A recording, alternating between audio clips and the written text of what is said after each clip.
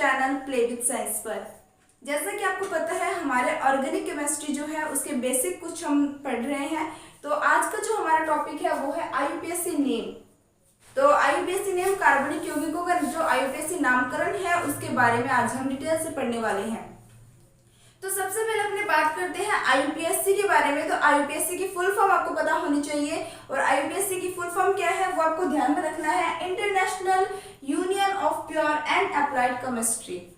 तो अपने बात करते हैं आईयूपीएसी के बारे में। तो देखो, इसको समझने से पहले आपको कुछ बातें ध्यान में रखनी है।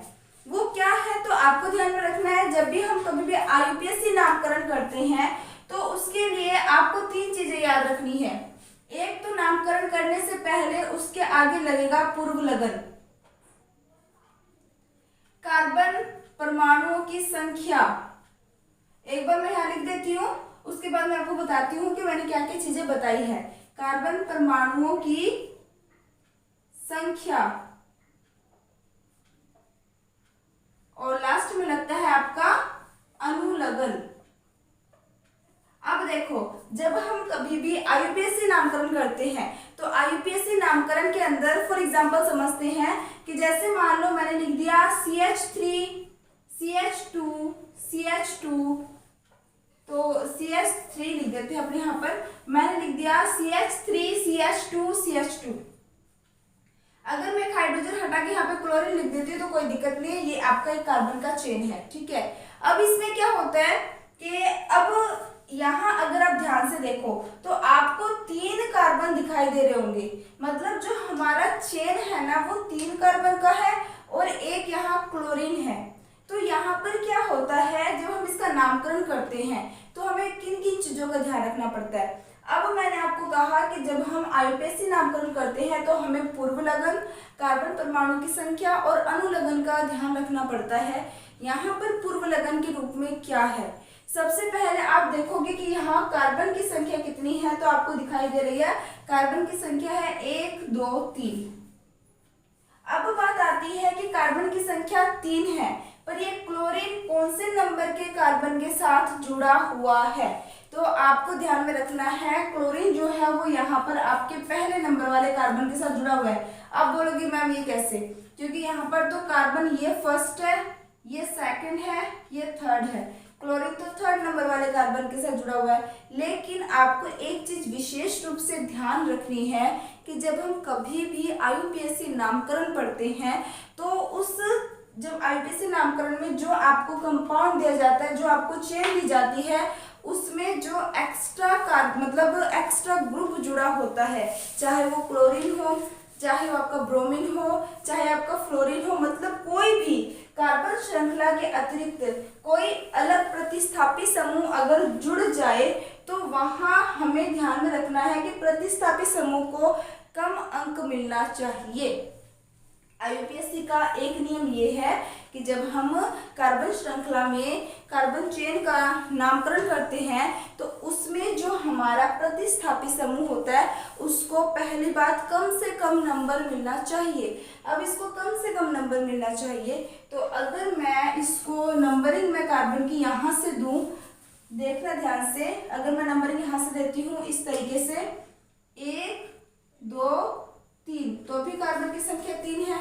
लेकिन अब वाले कंडीशन में क्या हुआ कि जो हमारा क्लोरीन है वो फर्स्ट नंबर वाले कार्बन के साथ जुड़ा हुआ है।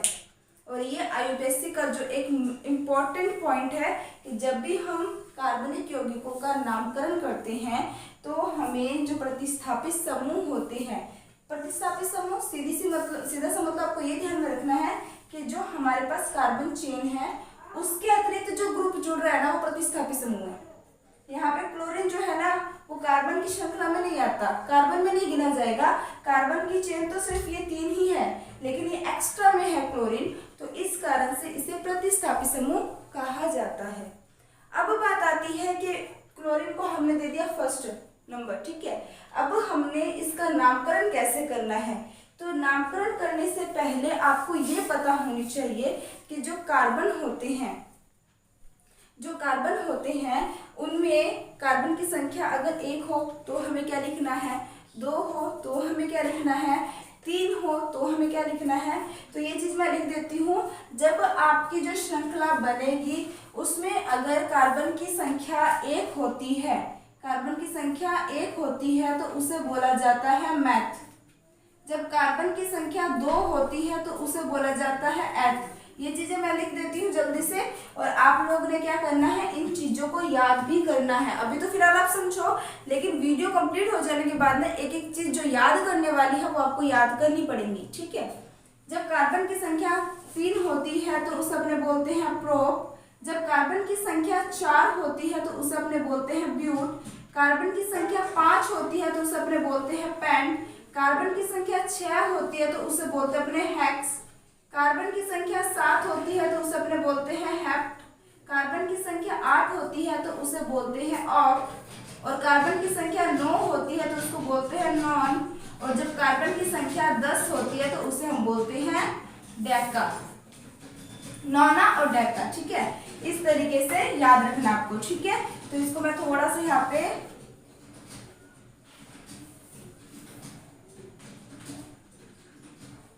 ठीक है, तो ये चीज आपको लर्न करना ही पड़ेगा, कोई इलाज नहीं इसका। अब देखो यहाँ पे कार्बन की संख्या कितनी है, कार्बन की संख्या है 3। और जब कार्बन की संख्या 3 होती है तो हम कौन सा वर्ड यूज करते हैं, प्रोप शब्द यूज करते हैं। क्या यूज करते हैं, प्रोप। अब देखो मैंने आपको कहा कि कार्बन की संख्या 3 है तो हम प्रोप यूज करेंगे।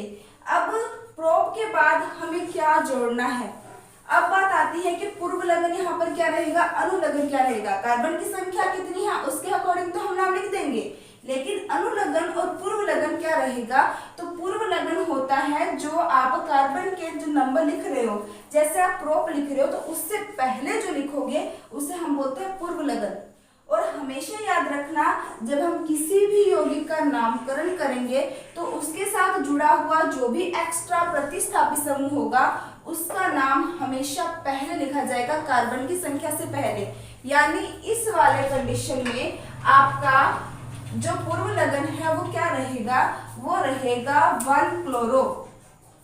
क्या रहेगा, 1 क्लोरो, क्योंकि आपका यहाँ पर प्रतिस्थापी समूह कौन सा है, क्लोरीन है। और जो प्रतिस्थापी समूह होता है उसे हम किसके रूप में यूज करते हैं, पूर्व लगन के रूप में। तो पहले नंबर पे आप क्या लिखोगे, 1 क्लोरो।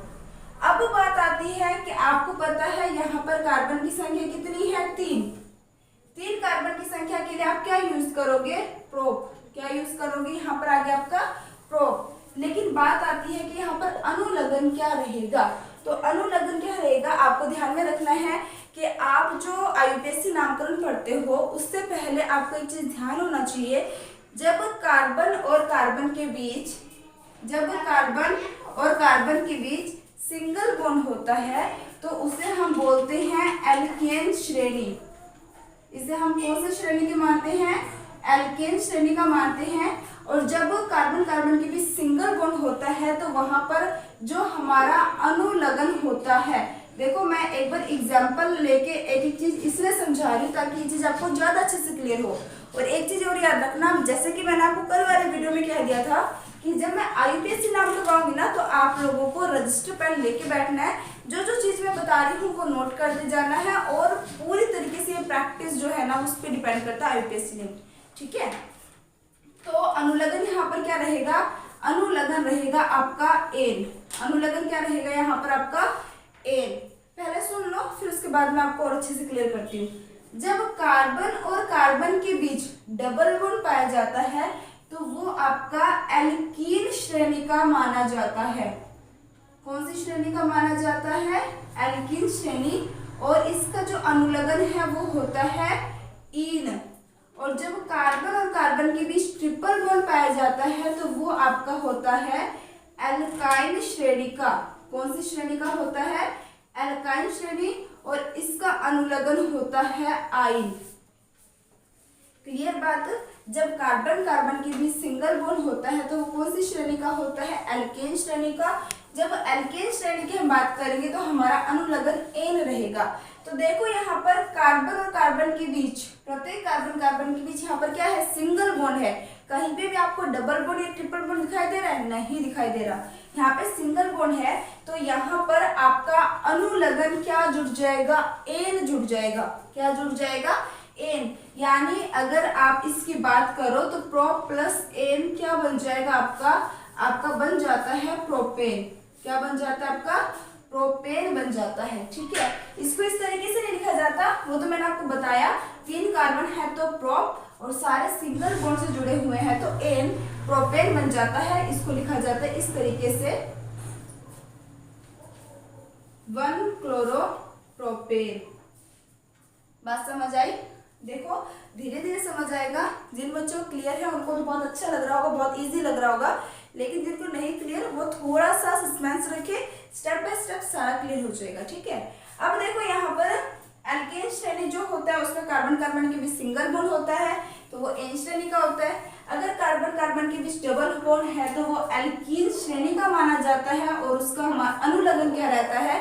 इन रहता है।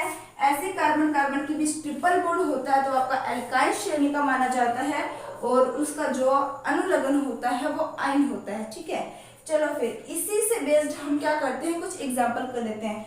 ये थोड़ा सा अप लेवल का ही बता रहे थे मैंने स्टार्टिंग में, बट अब आपको समझाती हूँ मैं कैसे नामकरण करना है। ठीक है, ये तीनों चीजें तो आपको ध्यान में रखनी है। ठीक है, कार्बन परमाणु की संख्या, उससे पहले आपका पूर्व लगन रहेगा और उसके बाद आपका अनुलग्न रहेगा। ठीक है, तो अब देखो क्या होता है यहाँ पर।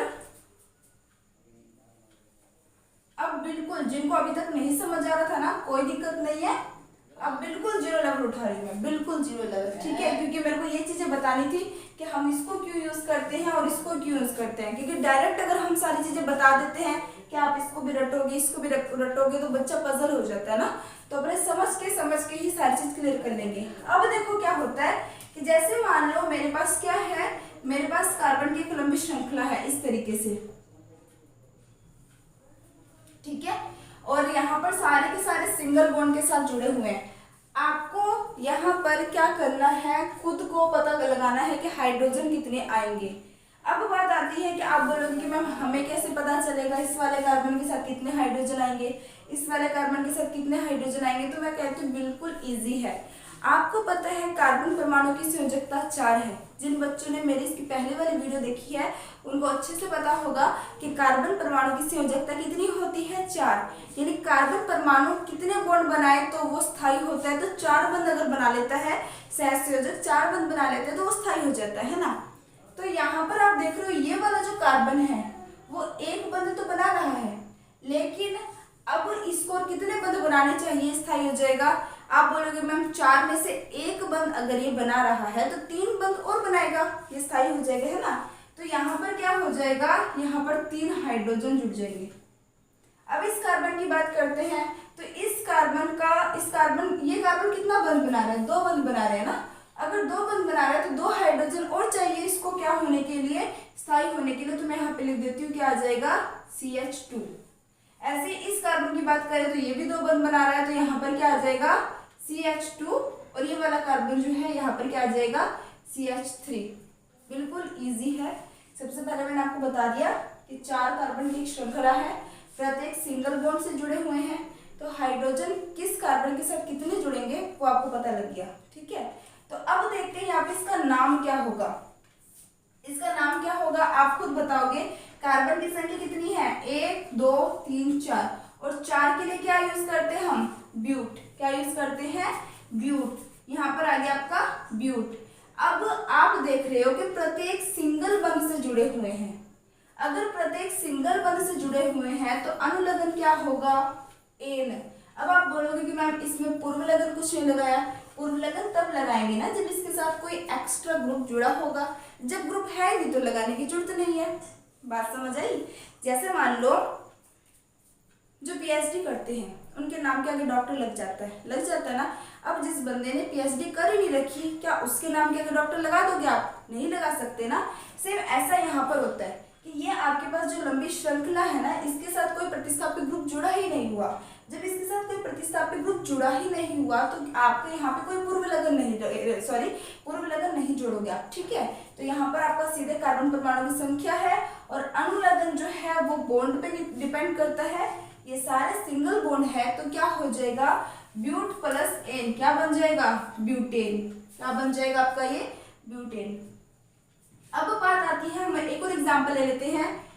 CH2 double bond CH single bond CH3। ठीक है, अब ये हाइड्रोजन लगाना आपको इजी लगना चाहिए क्योंकि मैंने आपका कॉन्सेप्ट क्लियर कर दिया। ठीक है, अब देखोगे आप इस वाले कंडीशन में कार्बन की संख्या कितनी है।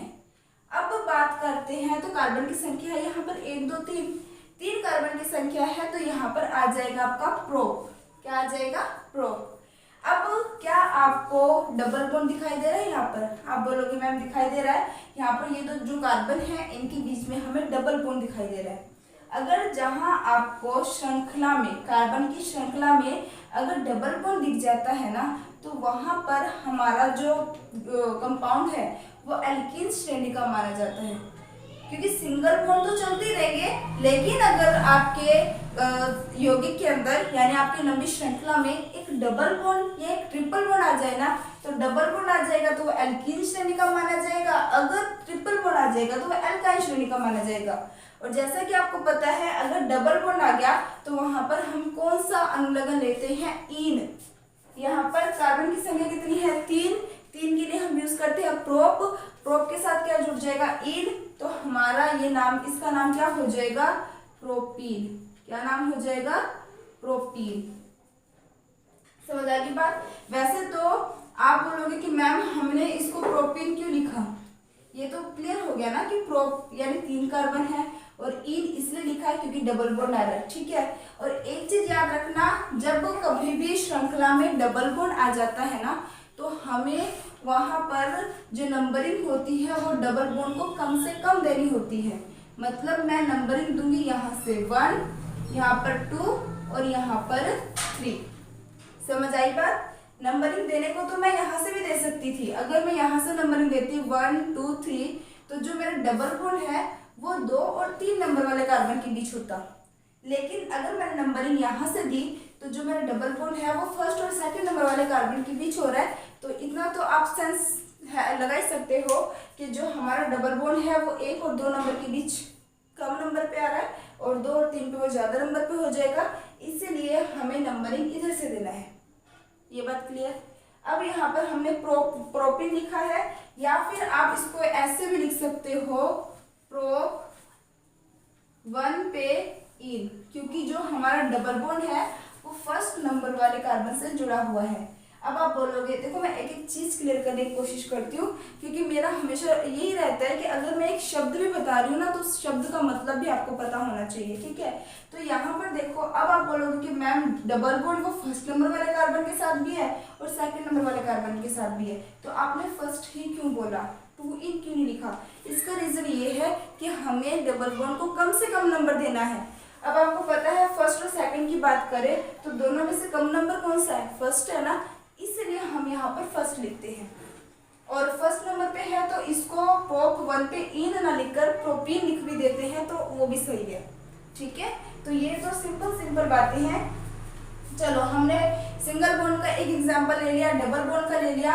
अब हम एक एग्जांपल ले लेते हैं ट्रिपल बॉन्ड का।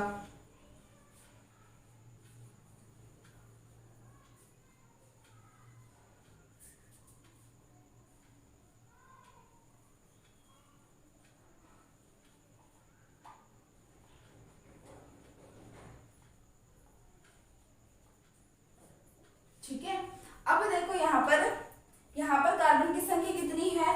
नंबरिंग कहाँ से दोगे? पहली बात तो इधर से दोगे, क्योंकि आपके डबल बॉन्ड हो चाहे ट्रिपल बॉन्ड हो चाहे प्रतिस्थापित समूह हो, हमें इनको क्या होता है, कम से कम नंबर देना होता है। यह यूपीएससी नियम का एक रूल होता है। ठीक है, तो यहाँ पर कम से कम नंबर, ट्रिपल बॉन्ड का नंबर तभी मिलेगा जब हम जो नंबर है वो यहाँ से स्टार्ट करेंगे। अगर हमने यहाँ से नंबरिंग स्टार्ट की तो देखो यहाँ पर क्या होगा। अगर हमने नंबरिंग स्टार्ट कर दी यहाँ से, सबसे पहले यहाँ से स्टार्ट करते हैं, 1 2 3 4 5 6। ठीक है, अगर हमने नंबरिंग यहाँ से स्टार्ट की तो हमारा ट्रिपल बॉन्ड फर्स्ट और सेकंड नंबर कार्बन पे होगा। और अगर हमने नंबरिंग यहाँ से स्टार्ट कर दी 1 2 3 4 5 6, तो हमारा जो ट्रिपल बॉन्ड है वो 5 और 6 वाले नंबर के बीच में होगा। तो ये काफी ज्यादा नंबर है 1 2 से, तो इसलिए हम क्या करेंगे, ये वाला रूल यूज करेंगे। यहाँ पे भी ये यूज नहीं करेंगे। ठीक है, तो यहाँ पर इसका नाम क्या हो जाएगा? बहुत इजी है, आपको पता है कार्बन की संख्या यहाँ पर है 6 और 6 के लिए हम क्या यूज करते हैं? हेक्स। क्या यूज करते हैं? चुका है, ट्रिपल बॉन्ड आ गया है, तो यहाँ पर कौन सा शब्द यूज हो रहा है? आपका आइन। वैसे तो ये एल्काइल श्रेणी का है, लेकिन अनुलग्न हमें यूज करना क्या है? आइन यूज करना है। आइन यूज करोगे तो क्या बन जाएगा? हेक्स प्लस आइन क्या बन जाएगा? हेक्साइन। यहाँ पे लिख देती हूँ, हेक्स प्लस आइन क्या बन जाएगा आपका? हेक्साइन। ठीक है, तो ये जो हमारा कार्बन श्रृंखला है इसका नाम क्या हो जाएगा? हेक्साइन हो जाएगा। या फिर आप इसको लिख सकते हो हेक्स 1 पे आइन। ठीक है, तो ये दोनों नाम सही है, आप दोनों में से कोई भी लिख सकते हो। ये मैंने बिल्कुल सिंपल एग्जांपल दिया आपको। अब देखो, ये तो मैंने आपको बता दिया कि जब सिंगल बॉन्ड हो तो नाम कैसे देना है, डबल बॉन्ड अगर आ जाए तो नाम कैसे देना है, ट्रिपल बॉन्ड आ जाए तो नाम कैसे देना है। धीरे धीरे हम इसके कई नियम सीखेंगे। अब आपको एक बात और क्लियर हो गई है कि जब हम कभी भी आईपीएससी नामकरण करते हैं तो पहली बात, जो प्रतिस्थापित समूह होते हैं या जो डबल बॉन्ड ट्रिपल बॉन्ड होते हैं, हमें उसको कम से कम नंबर देना होता है। अब एक रूल आपको और ध्यान में रखना है कि जब हम आईयूपीएसी नामकरण करते हैं तो जो हमारे कार्बन श्रृंखला है उसमें हमें लंबी से लंबी श्रृंखला का चयन करना होता है। वो एग्जाम्पल के साथ समझ आ जाएगा, तो आप इतना जल्दी से स्क्रीनशॉट ले लो।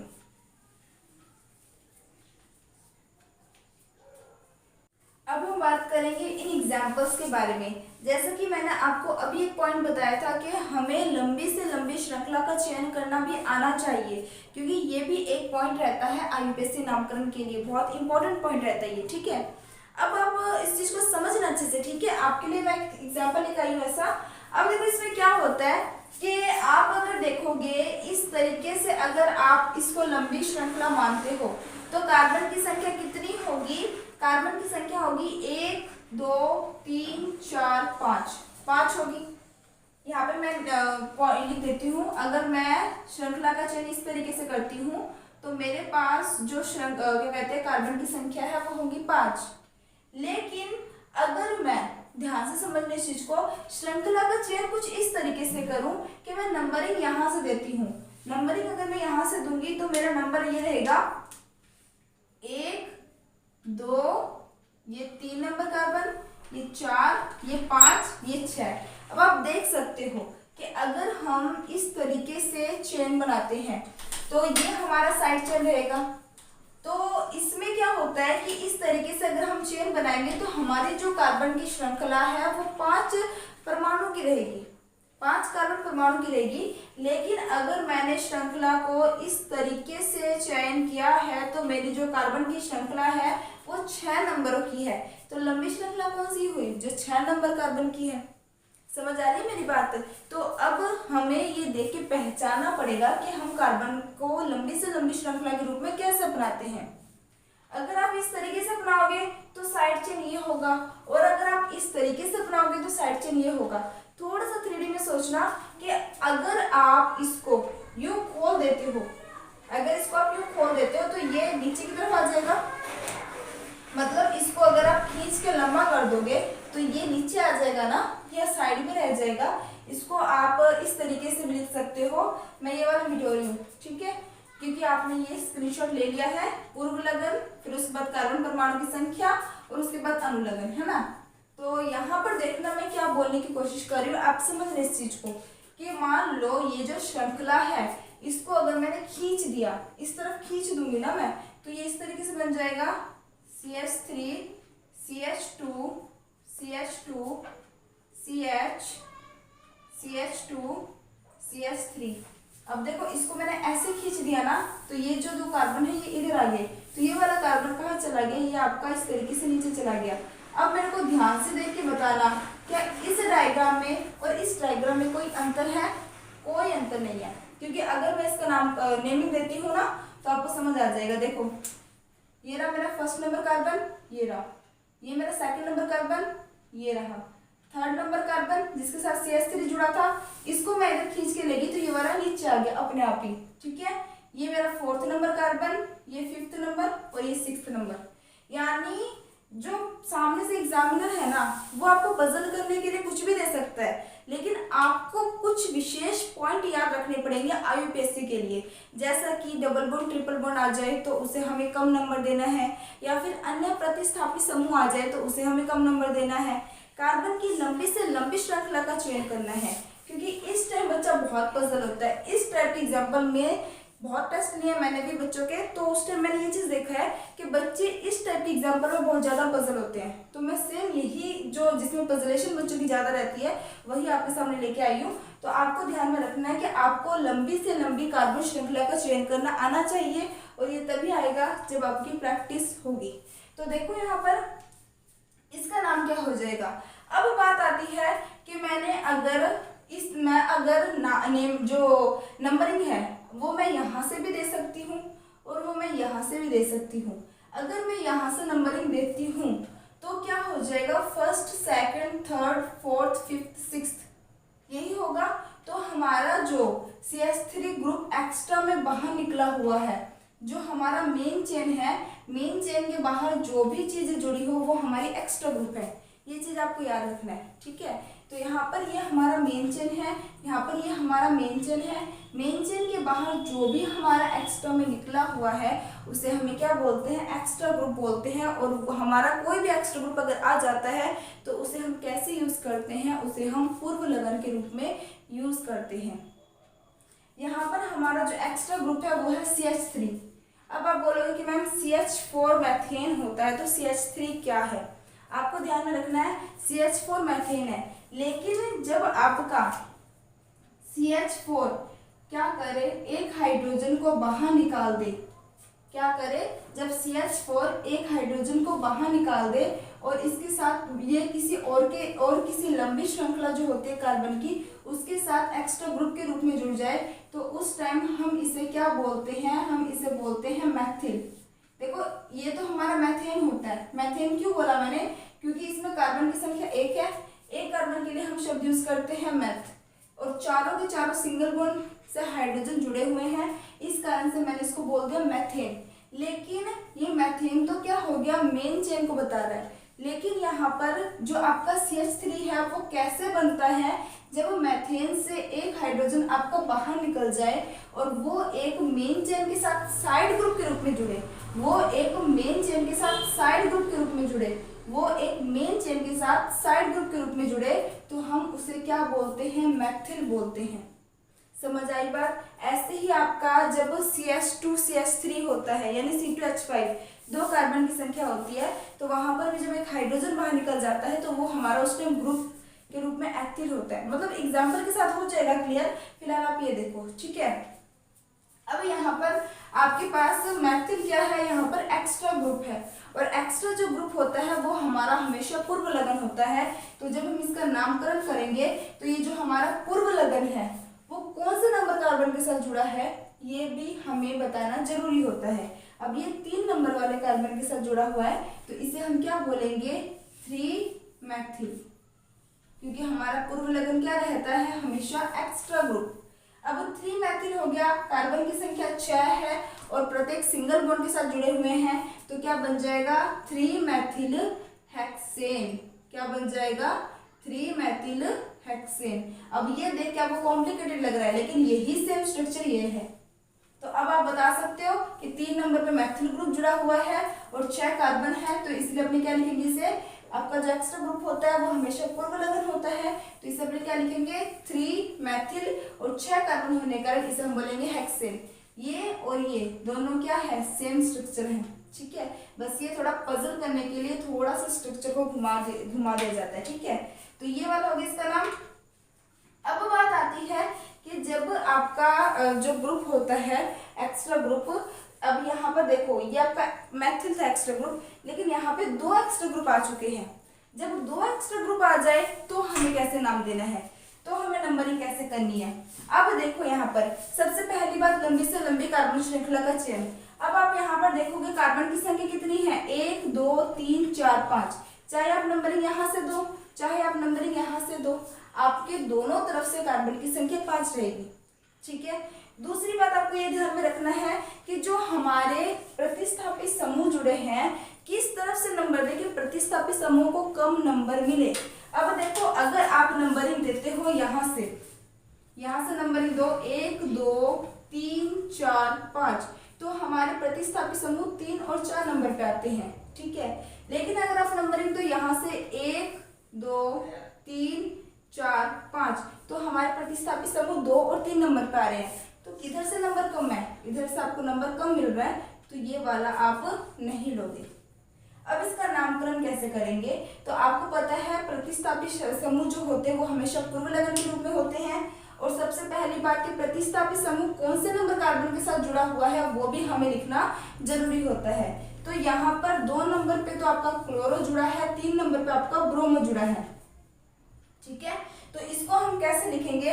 इसको हम लिखेंगे 3 ब्रोमो 2 क्लोरो। कार्बन की संख्या 5 है, तो 5 के लिए हम क्या शब्द यूज करते हैं? पेंटेन, क्योंकि सारे के सारे क्या है? सिंगल बॉन्ड है। 5 कार्बन के लिए पेंट और सारे के सारे सिंगल बॉन्ड है, तो एन शब्द आ जाएगा। ठीक है, अब देखो यहाँ पर क्या हो रहा है। आप बोलोगे कि मैम आपने 3 ब्रोमो पहले क्यों लिखा, 2 क्लोरो बाद में क्यों लिखा? 2 क्लोरो भी तो पहले लिख सकते थे, 3 ब्रोमो भी तो बाद में लिख सकते थे।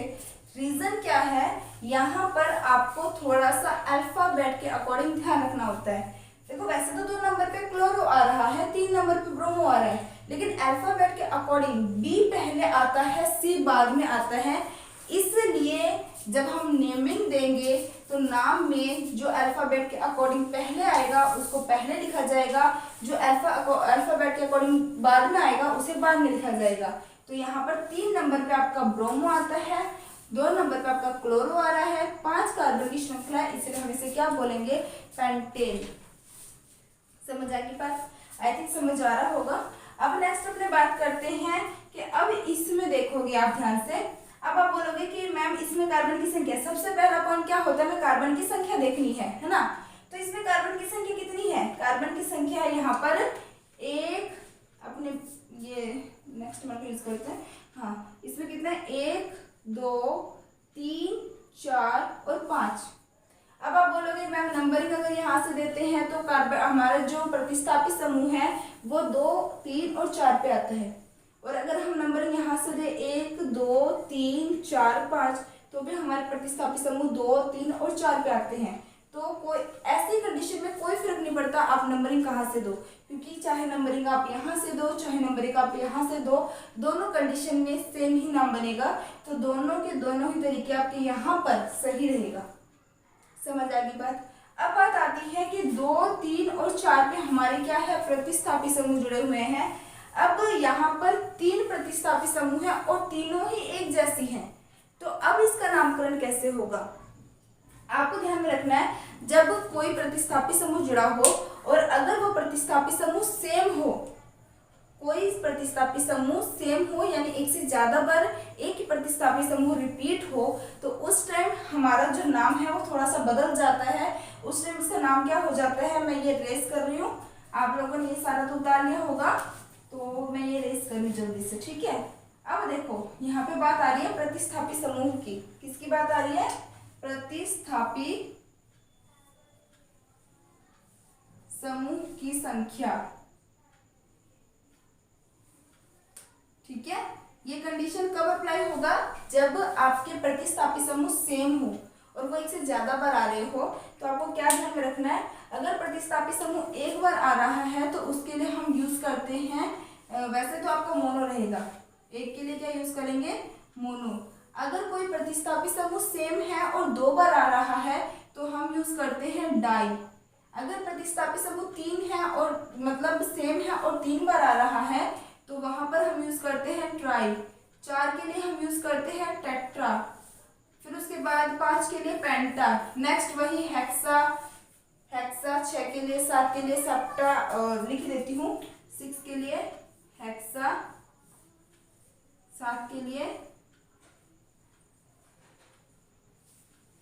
सेप्टा, 8 के लिए, 9 के लिए नोना और 10 के लिए डेका। ठीक है, अच्छा सेप्टा नहीं होता, पीछे हमने हेप्टा पढ़ा था ना, हेप्टा पढ़ा था, यहाँ पर हेप्टा। ठीक है, यानी 5 से लेकर 10 तक तो सेम आ जाता है, लेकिन 1 से लेकर 4 तक थोड़ा अलग है। जब प्रतिस्थापी समूह की बात हो तो mono, di, tri, tetra word use किया जाता है, और जब हमारी कार्बन श्रृंखला की बात हो तो वहां पर मैथ, एथ, प्रोप, ब्यूट यूज किया जाता है। ठीक है, अब देखो यहाँ पर आपका ब्रोमीन जो है ना वो सेम है और तीनों बार आ रहा है। तो जब आपका प्रतिस्थापी समूह समान हो और जब वो 3 बार आए तो क्या शब्द यूज करेंगे? ट्राई। अब इसको हम कैसे लिखेंगे? आपको पता है कि प्रतिस्थापी समूह जो होते हैं उनका नाम हमेशा पूर्वलग्न के रूप में यूज किया जाता है। अब पूर्वलग्न के रूप में आप यूज कर रहे हो तो यहाँ पर प्रतिस्थापी समूह किस किस कार्बन के साथ जुड़ा हुआ है? 2 नंबर के साथ, 3 नंबर और 4 नंबर कार्बन के साथ। तो इसका नाम कैसे लिखा जाएगा? 2 3 4। लिखने के बाद यहाँ पर ब्रोमीन की संख्या कितनी है? 3 है। 3 के लिए क्या यूज करेंगे? ट्राई। क्या यूज करेंगे? ट्राई। 2 3 4 ट्राई। अब यहाँ पर Br के लिए यूज करते हैं ब्रोमो, जैसे अपने Cl के लिए यूज कर रहे थे क्लोरो। F के लिए यूज करते हैं फ्लोरो। I के लिए यूज करते हैं आइडो। NO2 के लिए यूज करते हैं नाइट्रो। मतलब इस तरीके से हम इसको यूज करते हैं। तो अब यहाँ पे देखो क्या हो जाएगा? 2 3 4 ट्राई ब्रोमो और कार्बन की संख्या 5 है तो 5 के लिए क्या यूज करेंगे हम? पेंटेन। क्या यूज करेंगे? पेंटेन। तो इस तरीके से इसका नाम हो जाएगा। ठीक है, मैंने आपको 3 अलग अलग तरीके के बता दिए। अब हम बात करेंगे नेक्स्ट के बारे में। यहाँ तक आपको समझ आ गया होगा। अब हम बात करते हैं कि ये तो जब हमारे जो भी कार्बनिक यौगिक होते हैं, जितने भी हाइड्रोकार्बन होते हैं, यदि वो एक लंबी श्रृंखला के रूप में हो, लेकिन अगर वो एक साइकिल के फॉर्म में हो, एक रिंग के फॉर्म में हो, तो वो किस तरीके से इसका नामकरण किया जाता है? तो आपको ध्यान में रखना है, जब भी आपके ये रिंग फॉर्म में होंगे ना तो इनका जो पूर्व लगन है वो साइक्लो होगा, वो तो फिक्स ही है। अब जैसे मान लो यहाँ कार्बन की संख्या आपको कितने दिखाई दे रहे हैं? यहाँ पे 1 2 3 4 5 कार्बन की संख्या है। कार्बन की संख्या 5 है, साथ ही साथ प्रत्येक सिंगल बॉन्ड से जुड़े हुए हैं। तो सिंगल बॉन्ड से जुड़े हुए होने के कारण इसको हम एन शब्द यूज करेंगे इसके अनुलग्न के रूप में। तो इसका नाम क्या होगा? ध्यान से सुनना। इसका नाम हो जाएगा, मैंने क्या कहा, अगर साइकिल फॉर्म में है तो साइक्लो नाम फिक्स है। साइकिल फॉर्म में है तो साइक्लो नाम फिक्स है। तो यहाँ पर आ जाएगा, इसका नाम होगा साइक्लो। कार्बन की संख्या 5 है तो 5 के लिए आ जाएगा आपका पेंटेन। ठीक है, पेंटेन बार बार बताने की जरूरत नहीं है। 5 कार्बन है तो पेंट है, प्रत्येक सिंगल बॉन्ड से जुड़े हुए हैं तो एन है। ठीक है, तो यहाँ पर इसका नाम क्या हो जाएगा? साइक्लोपेंटेन। अब इसकी बात करें तो कार्बन की संख्या कितनी है? 1 2 3 4 5 6 कार्बन की संख्या है, प्लस ये एक साइकिल की फॉर्म में है, यानी एक चक्कर के रूप में है। ये लंबी श्रृंखला होती है और ये चक्कर के रूप में होती है। ठीक है, तो जो चक्कर के रूप में होता है उसके लिए हम क्या वर्ड यूज करेंगे? साइक्लो। क्या वर्ड यूज करेंगे? साइक्लो। तो यहाँ पर साइक्लो वर्ड यूज करेंगे, प्लस कार्बन की संख्या 6 होने के कारण इसको हम बोलते हैं साइक्लोहेक्सेन। क्या यूज करेंगे अपने यहाँ पर? साइक्लोहेक्सेन। आई होप दिख रहा होगा आपको। थोड़ा सा आप एडजस्ट कर लेना, मैं बोल रही हूँ सुन ले। इसका नाम क्या होगा? मैं ऐसे करती हूँ, इसको ऊपर लिख देती हूँ ताकि आपको दिक्कत ना हो। यहाँ पे लिख देते हैं इसको। इसका नाम क्या हो जाएगा आपका? साइक्लोहेक्सेन। 6 कार्बन होने के कारण क्या हो जाएगा? साइक्लोहेक्सेन। क्लियर बात? अब आप इसको और इसको देखोगे ना तो ये दोनों आपको सेम सेम दिखाई दे रहे हैं, लेकिन फिर भी इसमें अंतर है। किस चीज का अंतर है? कि यहाँ पर प्रत्येक कार्बन सिंगल बॉन्ड से जुड़े हुए हैं, लेकिन इसमें एक सिंगल बॉन्ड, एक डबल बॉन्ड, एक सिंगल बॉन्ड, एक डबल बॉन्ड, इस तरीके से आपको दिखाई दे रहा है। इसका पर्टिकुलर नाम क्या होता है? इसका पर्टिकुलर नाम होता है बेंजीन। ये दोनों सेम दिखाई देते हैं लेकिन सेम होते नहीं है। इसकी स्ट्रक्चर बनती है ऐसे और इसकी स्ट्रक्चर बनती है आपकी ऐसे। क्लियर बात? ये है साइक्लोहेक्सेन की स्ट्रक्चर और ये है आपकी बेंजीन की स्ट्रक्चर। इसको तो मैंने आपको खोल के बता रखा है, लेकिन एक्चुअल में आप बुक में ऐसे ही पढ़ोगे। ठीक है, इसको हम ऐसे भी बनाते हैं, इसको हम ऐसे भी बनाते हैं। ठीक है, अब देखो बात आती है कि ये बेंजीन है। अब इस बेंजीन के ऊपर क्या जुड़ा हुआ है? क्लोरो।